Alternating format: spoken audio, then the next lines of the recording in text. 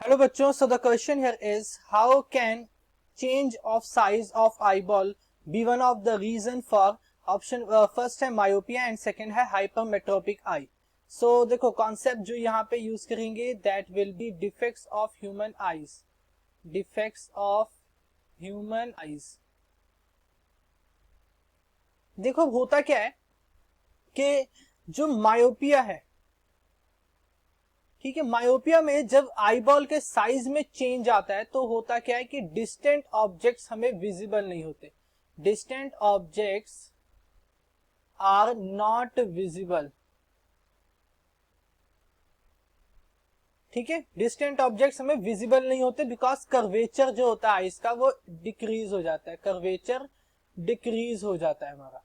And similarly अगर बात करूं हाइपरमेट्रोपिया की, हाइपरमेट्रोपिया तो इसमें होता क्या है कि क्लोज ऑब्जेक्ट्स विजिबल नहीं होते. Close objects not visible.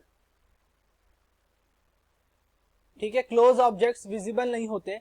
क्यों नहीं होते? क्योंकि यहां पे कर्वेचर जो होता है, कर्वेचर का जो साइज होता है, जो कर्वेचर होता है लेंस का, वो इंक्रीज हो जाता है. ओके अब देखो नेक्स्ट इसमें पूछा है compare the size of eye ball with that of normal I in each case. How does this change of size affect the position of image in this case. तो देखो हाइपर मायोपिया के case में, myopia के case में eyeball जो होता है मेरा नॉर्मल से लार्ज हो जाता है. आईबॉल बिकम्स लार्ज यानी बड़ा हो जाता है आईबॉल. और हाइपरमेट्रोपिया के केस में, हाइपरमेट्रोपिया के केस में आईबॉल जो है वो मेरा शॉर्ट हो जाता है. आईबॉल शॉर्ट हो जाता है, नॉर्मल से छोटा हो जाता है. तो इमेज इस केस में कहां बनती है? इसके केस में इमेज बनती है बिफोर रेटिना.